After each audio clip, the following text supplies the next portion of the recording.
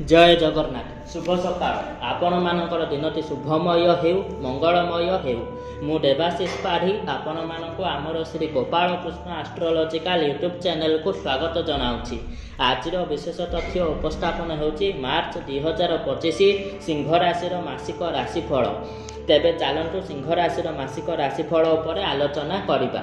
आपण माने जदि अन्य कौनसी भी राशिफल जानिबा पई चाहउछंती तेबे आम वीडियो लास्ट रे वीडियो आइकन दिया जाइए से ही वीडियो आइकन को क्लिक कर जातु एवं अन्य जेकोसी भी राशि मासिक राशिफल देखंतु।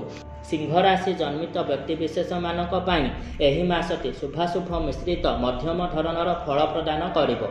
परिवार रे कौनसी वयोज्येष्ठ व्यक्ति सहित कथा हेबा समय रे जगी रखी कथबार्ता करंतु।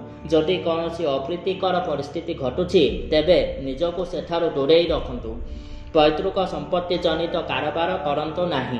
जो माने कौनसी इंपोर्टेंट इंटरव्यू देवाई चाहूँगी तेबे से माने बहुत परिश्रम करंतु एवं जगी रखी चलंतु एवं इंटरव्यू देवाई निजर पारु पर्यंत चेष्टा करी निजको भल भाव प्रस्तुत करंतु एवं इंटरव्यू देवा समय रे प्रथमे क्वेश्चन को भल भाव शुणु एवं तापर निजर प्रश्नर उत्तर कौन हम भल भाव भावी चिंती उत्तर दिंतु जहा फल ठीक भाव आपणकर कार्यटी हो सहित इंटरव्यू रे सफलता पाइबा निमंते शक्तिशाली ताबिजर व्यवहार करंतु।